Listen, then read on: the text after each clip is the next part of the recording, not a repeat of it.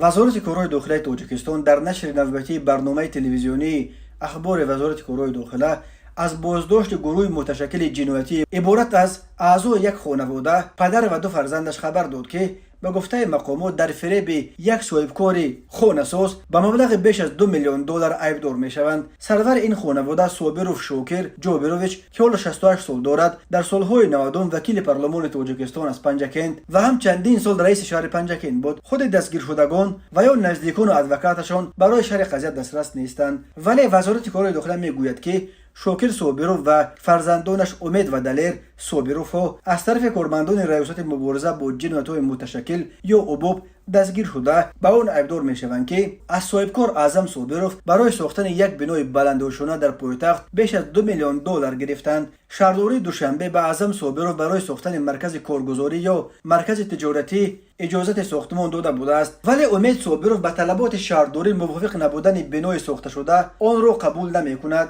و طلب میکند که بیش از 2 میلیون پولی به حساب شرکت امید صابروف گذرانیده شده را برگردانده دهد. امید صابروف به جانب دعواگر وارد بحث‌های دادگاهی شده برای تامین پیروزی خود در دادگاه برای ساختکاری منزل‌های ساخته شده را به نام خویش و تبارش حجت کرده است. وزارت کارهای داخلی میگوید بسیاری از آنهایی که منزل‌ها را به نامشان حجت‌گذاری کرده بودند حتی خبر نداشتند که به نام آنها در دوشنبه چنین منزل هست. امید صابروف در گزارش نشر شده اعتراف میکند که از بس که اعظم صابروف پولش را طلب داشت و ولکه این پولها را در ساختمان بنا صرف کرده امکان برگرداندن بیش از 2 میلیون دلار را نداشت، مجبور شد که دست به چنین ساختکاری بزند. در گزارش صابروف را همچنان به اون عیبدار کردند که 15 سال پیش از شعبه بانک حالا مفلس شده تاجیک صادرات بانک در پنجکند 150,000 دلار قرض گرفته تا قرض بانک را هم برنگردانیدند. ولی چندی از ساکنان پنجکند در زیر خبر بازداشت شوکر صابروف و فرزندانش